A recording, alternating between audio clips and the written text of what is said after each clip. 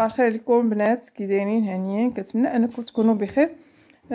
بعد ما اليوم فقت فطرت وبغيت نحضر واحد الطبق ديال الحوت للغدا ونشاركو معكم، ولكن قبل قلت ما نمشي نبدا قررت انني نجي نغير الديكور ديال هذا البالكون، قلت هو نشاركو معكم لان رايكم كيهمني. انتم تلاحظوا راه انا البالكون مستغلاش، يلا نشير ولا بغيت نشمش الاثاث ولا اي حاجه سبونطابل تشمش مزيان كنخرجها ليه، انه كيدخل التراب بزاف، كيدخل التراب هنا اللي حاجه اللي حطيتيها الا فرشتيها غادي تكرفص.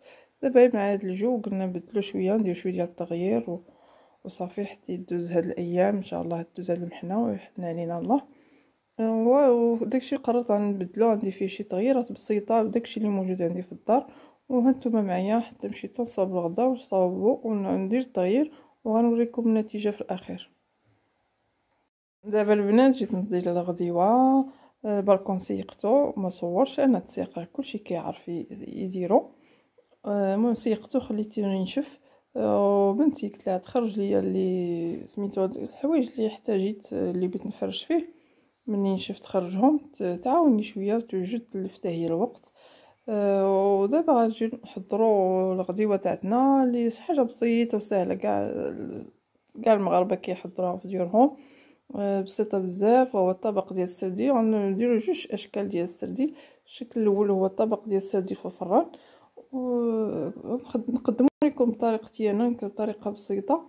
غادي نديروا المقادير والطريقه في نفس الوقت، نصاوبوا ونقول لكم مقادير كلشي في نفس الوقت. دابا غنبداو نصاوبوا في الطبق ديالنا على بركه الله. كي كتلاحظوا انا عندي مطيشه حكيتها، الفلفله قطعتها هي فلفله الوان حمراء وصفراء وخضراء، والحامض نبات نعصر في التشرميله. ودابا بديت كنصاوب في التشرميله.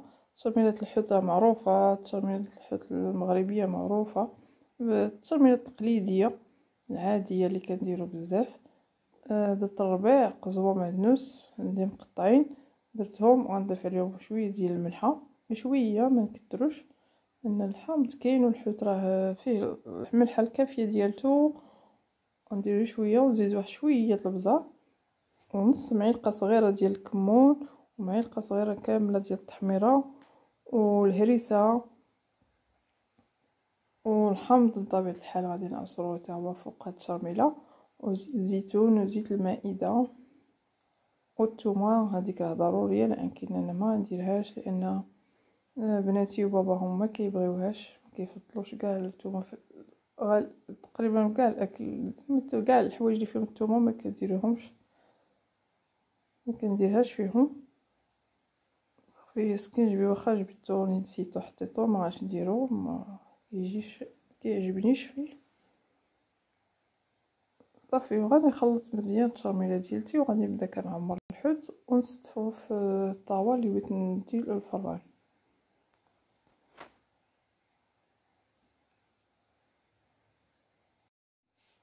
دابا التشرميله هي شتو خلطتها مزيان. الحوت راه هو عندي مصاوب، تسقطر مزيان حتى هو. مطيشه حكيتها كي قلت لكم قبيله. بقى لي دابا غير نصاوب كلشي المقادير في الطاوه ونخشيها الفران. راه كي قلت لكم طبق ساهل بزاف. ملحه، عفوا المطيشه غنضيف عليها شويه ديال الملحه، واخا التشرميله فيها الملحه هي غنزيدها شويه الملحه ونهز شويه من هذيك التشرميله ونزيدها عليها باش تجي فيها البنه ديال سميتها التشرميله. زدتها شويه الملحه وشويه البزار، اللي غنضيف عليها شويه ديال الخليط، شويه من هاد الشرموله حتى هي باش تجي البنه ديالها فيها. صافي نجيب الطاوه ديال الفران ونبدا ندير فيها المطيشه والحوت ديالي.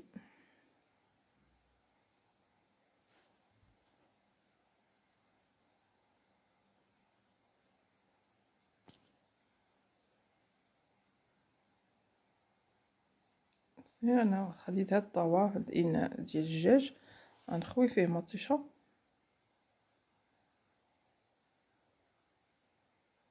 وغادي نبدا نعمر في السرديل ونصاوبو ونستفو في الطاوه.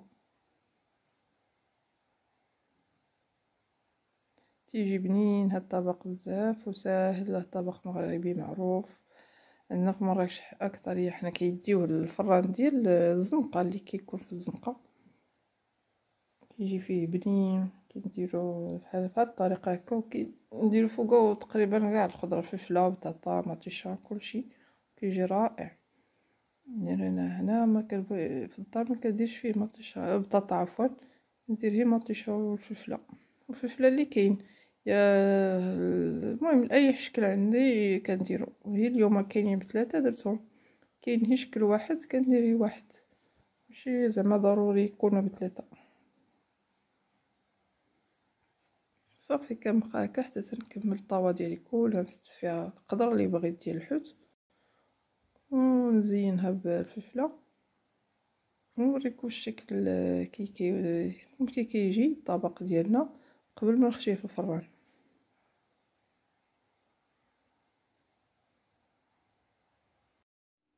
نتوما كتلاحظوا صافي الحوت راه كملتو كلو، ستفتو في الطاوه فوق مطيشه اللي خويت، شاملتو ستفتو. دابا بقات لي الفلفله حتى هي ندير نفس الشيء. بقى لي داك شويه ديال الحوت غادي نصاوبو بطريقه اخرى. تناخذها حتى هي كندوزها في الترميله باش كلشي اللي سميتو يجي منسم بالترميله، وكتزيد حتى البنه. ما طيبش لينا الخضره تاعتنا هكاك عاديه ما فيهاش كاع البنه. كنستفها هكا ونزوق الطبق ديالي كيف ما بغيت، باش يزيدو حتى المنظر حتى هو. العين كتاكل قبل الكرش. صافي كندير وحده حمراء وحده صفراء وحده خضراء حتى تنكمل كاع الكميه اللي عندي ديال الفلفله. انا كنعزز عليا بزاف الحمراء انك البنه تاعها تعطي الطبق، تزيد البنه للطبق. عندك الزيتون ممكن تزيديه، انا كنديرو اليوم ما عنديش ماشي مشكل. كاين اللي كيفضل البطاطا يديرها من الفوق، ما كتعجبنيش زيتي يكون هكا خفيف، غير الحوت والفلفله كيجي خفيف هكا. والطبق قلت لكم ساهل في التحضير بزاف، دغيا كيوجد. شفتو السردين دغيا كيطيب في الفران ثلث ساعه ربع ساعه حتى ثلث ساعه وكيوجد دغيا. دابا غنزيد واحد شويه الحامض من الفوق نداو نزوقو به ونديه الفران، ونصاوب الشكل الاخر اللي قلت لكم. هذاك شويه السردين اللي باقي تا هو شكل كيجي بنين بزاف، شكل جديد ولكن كيجي بنين. شكله النهائي هو هذا. دابا غنديه يطيب البنات. دابا غادي نصاوبو الشكل الاخر ديال السردين، وغادي نخلطو ملحه والكمون، وغادي نبداو نصاوبو الشكل الاخر كي قلت لكم. غناخذ سرديله وحيده بوحده غندهنها بداك الخليط وغنلويها. كتلاحظوا شتو دابا غادي نلويها ونديرها في القضبان ديال العود. يعني نصاوبو نديرو قضبان غنلويها ونخشيها هكا بهاد الطريقه.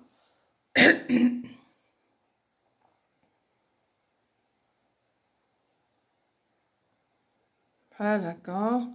الطريقه هي بسيطه بزاف ساهله، ولكن راه البنه بنينه بزاف. زعما واخا كتشوفها سهله ولكن كتجي رائعه لذيذه بزاف. صدقوني جربوها ما غاش تندموا. غادي الا جربتوها غتولي معتمده عندكم، هي غتولي كتصاوبوا بها السردين دائما لانها بنينه بزاف. واحد البنه مختلفه ماشي زعما كيما موالفين، وحتى المنظر كيجي فيها منظر رائع. المهم بنينه وصافي. تجربوها غادي تقولوا لي كي جاتكم.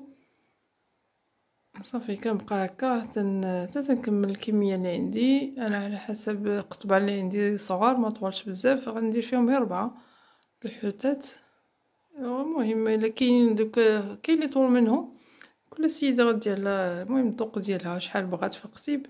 غير هما دوك قطبان انا فزقاهم قبل كاع ما نبدا الطبق الاول، هما نقداهم في الماء. لان الا قدتيهم في الماء ملي كديريهم فوق النار، سواء بتقلي او بغيتي تشويهم ولا اللي بغيتي ديريه بهم، ما كيتحرقوش، كيبقاو هكاك في اللون ديالهم، تيبقاو في المنضرج ديالهم. عندي نصيحة مع البنات اللي ما عارفينهاش، نقولها لهم. صافي كنبقى هكا حتى تنكمل الحوت كولو ديالي، وندوز نوريكم الطريقة باش غادي نقليه. وهاد الاطباق ديال التيره بترافقه بشليضه ديال الفلفله ومطيشه، الشليضه المغربيه اللي معتمده كاع عند المنازل المغربيه، كلشي كيعرف يصاوبها. دابا البنات دزنا المرحله ديال القلي. دابا درت الزيت فوق النار كتسخن.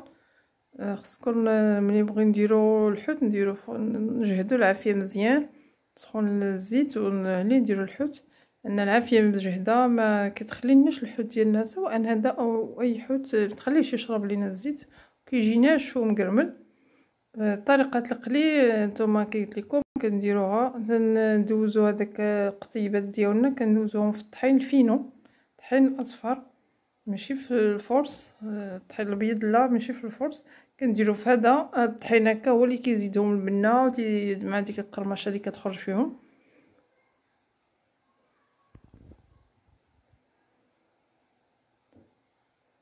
على هاد الطريقه كنبقاو ندوزوهم في الطحين حتى ندوزهم كاملين. هنا غادي نبدا نقلي بين ما سخن ليا الزيت، انا بغيت يكون سخون مزيان.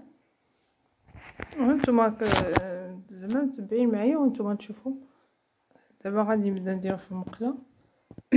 ديك الكميه عطاتني تقريبا 4 القطبان.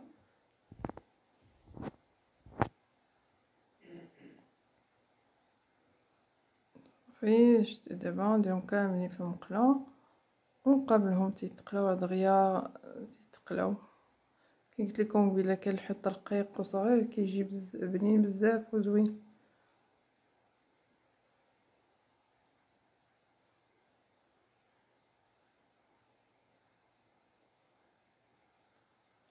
فين نجيب شي حاجه باش نقلبهم، شي حاجه ماشي فرشيطه ولا المهم باش نقلبهم وصافي. نصاوب الكاميرا باش تشوفوا معايا الطريقه. دابا ملي كيشدو نديرهم في المقله حتى تيشدو راسهم من الجهه الاولى، اللي كنعاود نقلبهم على الجهه الاخرى.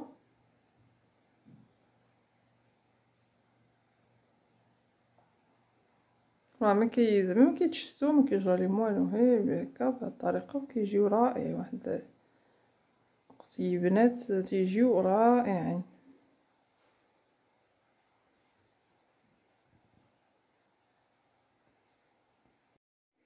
البنات غدايا هو بجد. نتوما كتلاحظوا طبقه الفران درتو في هاد الطبق القديم. شليضه مغربيه ها هي حطيتها، شليضه فلفله ومطيشه.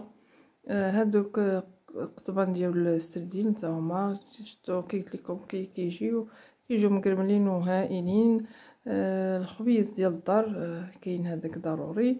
المهم غديوه بسيطه بزاف سهله في التحضير. اطباق مغربيه 100%. المهم سهله، شي حاجه اللي بسيطه بغيت نشاركها معكم، هذا الصباح ديالي، داكشي علاش صورته. ودابا غنتغدى ونمشي نكمل البالكون فرشو ونكملوه نوريكم الشكل النهائي ديالو. بقى لينا نقول لكم الصحه غداكم وحتى نتغداو ونعاودو نتلاقاو. البنات بعد ما داز الغدا جيت نوريكم البالكون الشكل النهائي ديالو كي ولا اللي كي وعدتكم. هانتوما تلاحظوا معايا. المهم داكشي اللي عندي في الضو هو اللي باش قديت ما خرجتش حتى حاجه. شعارونا هو نبقاو في ديارنا، ما كاينش الخريج خاصه هاد الايام كاع والو. الظل اللي حاجه ضروريه ما هادشي ماشي حاجه ضروريه اللي عندي قديت به. هانتوما كتلاحظوا هاد الحيفات عندي خرجتهم، طلامت المخدات، المهم مابقيتش كنستعملهم محطوطين درتهم هنايا هكا. هاد الشكل اللي بليسه بلديه الزريبيه عندي كنخليها هي الخرجات تنديو خرجات للطبيعه تنديها. جبتها هاد الريدو تا هو مطوي مخبي منين تا مبقيتش كنستعملو. دركت به الشعاع ديال الشمس اللي بغى يجلس مرتاح. الديكور درت هادوك لي فاز عندي جوج، درت واحد تمايا وواحد هنا. عندي غير طبيله وحده غير هذيك درت فوقها هذاك الاخر ممنوع الخروج. هذا يحط طويل هكاك بلا طبله بلا والو. هنايا درت واحد الكريسي هاهو غنوريكم، درت فوق هاد الهضره ومخده حتى هو والصلاه على النبي. ماشي ما تكلفت شي حاجه، ما خرجت حتى حاجه. المهم اننا نبدلو الجو صافي، هو المهم ديال عندنا، ونبقاو فين نبدلو. المهم قلت لكم المهم الروتين وصافي، باش اللي ملي يلقى فين يبدل شويه وصافي. ماما نعم انا اللي غنجلس فيه ما تباركم كرافيني. هي فكره زوينه صراحه والله. انا الواحد يبدل الجو شويه في الدار قنتنا. ما كتقوليش قطنا، غادي يدوز هادشي ان شاء الله بخير. ما كاينش القط، قراو وبدلوه طلع ما نديرو في الدار وما غاديش غادي يدوز كلشي بخير ان شاء الله. ما غنقنطوش، لا قنطه تحت رحمه الله. المهم بنات دابا بقى لينا وداكم هانتوما الشكل النهائي ديال البالكون ديالي ها هو.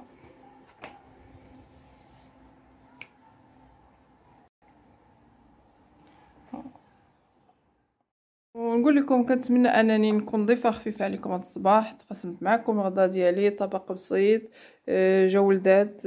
تغدينا جو ولدات، لا الطبق ديال الفران ولا الاخر اللي قليت. كنتمنى انكم تجربوهم، راه كيجيو بنان وبساط وساهلين في التحضير. الاراء ديالكم كتهمني بزاف. زعما كنتسناها في التعليق. وشكرا، والى اللقاء ان شاء الله في فيديو جديد. طلب اخر، بقاو في ديوركم ما تخرجوش، بقاو في ديوركم ما تخرجوش، تحميو ولادكم وتحميو بلادكم. باي باي.